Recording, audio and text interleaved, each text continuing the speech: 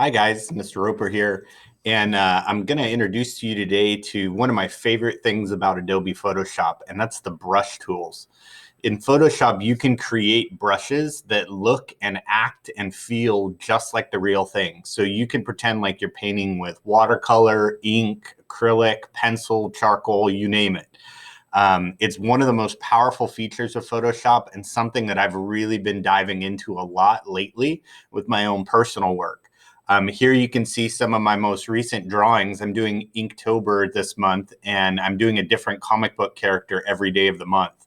And I set a challenge for myself that every single drawing that I did was going to be done using the brushes from Adobe Photoshop and Adobe Fresco, which is the drawing app for iPad. So you can see the huge variety of styles that you can get just using these custom brushes. So in this video, I'm going to show you how you can use the basic brushes, how you can install even more brushes, and then how you can customize them and make your own brushes from photos that you've taken on your own. So let's go ahead and begin. I'm going to create a new document here, and it really doesn't matter what size I do. I'm just going to make one for print, and I'll just stick with my standard letter size paper, 8.5 by 11 at 300 pixels per inch. Now with this blank canvas, I can test out some of the basic brush tools in Photoshop. And I want to show you how you can access those. So here I've got my toolbar. Over here on this side, I've got my layers and my options. And I'm going to be using a couple different options from the brush tool, but let's start with the basics. First thing I'm going to do is go here to the brush tool that's on my toolbar, and it's marked with the letter B. So if you ever need to grab the brush, you just press B on your keyboard and that'll bring it up. Okay. You can see that there is some other brushes in there, the pencil tool and so on, but we're just going to stick with the basic brush. Now, as soon as you select the brush, all of your brush options appear here along the top of the screen. And they go from basic over here on the left and they get more complex as we go to the right. So let's open this up and let's see what we've got. First thing, if you click on this, you're going to see this little icon right here is where it keeps all of your brushes. And so in the general brushes, which are the standard brushes that come with Photoshop, you'll see things like the hard brush and the soft brush and so on. The hard brush, as you can see, is a round brush with 100% hardness, and you can change its size using this slider at the top. So let me pick like a little smaller size, and when I draw with this, I'm going to get a hard edge brush that's pretty much like a Sharpie marker. It has a very hard edge to it. When you make a mark in Photoshop, if you want to go backwards, just press Control-Z, and that'll undo the last thing that you did. Okay. The other basic brush is the soft brush, which has a hardness of 0, and that brush appears more like a spray can. As you draw with it, you're going to see the edges are soft and fuzzy like a spray can. So it gives you a softer edge to what you're doing. So those are our basic brushes and how you can customize them. You can change their size and their hardness, and you can also change the shape of the brush with this little icon here. For example, this is a perfectly round brush, but if I squeeze it and I tilt it, it becomes a chisel tip, kind of like a highlighter marker. And so now it'll go from thick to thin, or if I turn the hardness up, you can get that kind of chisel edge like a thick Sharpie marker would have. Okay. All right. Now let's jump over into some of the other things you can change about this brush. There are some settings along the top here for opacity, flow, and smoothing. And just in a quick demonstration of this, opacity is going to change how transparent the brush is. So if I turn its opacity down, you see now it looks more like gray than black. But if I draw over this, you can see that the brush is actually transparent. And the more that I mark, the darker it gets. Okay. Escape back out of there. I'm going to turn its opacity back up, and let's try smoothing. Smoothing controls how wiggly the brush is. So sometimes it can be hard when you're drawing with a mouse to keep the brush kind of smooth and not wiggly with your hand movements. But if I turn the smoothing up, it will give me a very smooth curved line. And you'll feel it's a little bit slower when you have this set up. It takes more memory, but it will give you a nice smooth result with your brush stroke.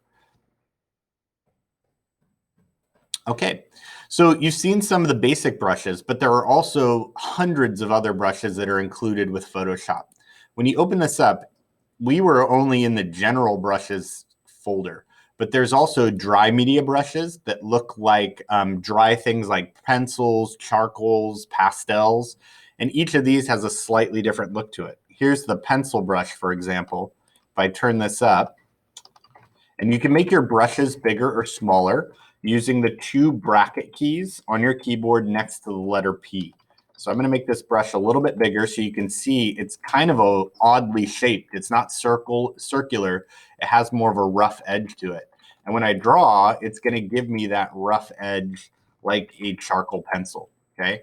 Now in this case, I would probably turn its smoothing up and its flow up a little bit. And then when I draw with it, I'll get a smoother result. I often use this pencil brush when I'm doing my own drawings, and I'll turn its smoothing and flow up pretty high, so that when I draw with it, I get a nice smooth pencil line to the edge. And you can play around with each of these and test them out. There's charcoal, there's chunky charcoal, which has a really rough kind of beat up edge to it. And it's nice for creating textures. You can just click, and every time you click, you see that the brush is rotating and changing to give you a more random look. This is actually a really cool brush to use for making trees, right? I could do something like that. I could make it smaller and give it a tree trunk like this. And then I could kind of make it even smaller. Oops, make it even smaller and give it some branches kind of coming out like here. You can create some kind of generic tree designs that way. Okay. So let's take the whole thing here and I'm just going to clear it out. Go back to my blank white screen. So some great brushes in the dry media. There's also wet media brushes. And these are ones that replicate watercolor and wet paints like oil paints and acrylics. So in this example, if I take this thick and thin brush and I make it larger, I've got the flow turned all the way up. I'm going to actually pick a different color for this.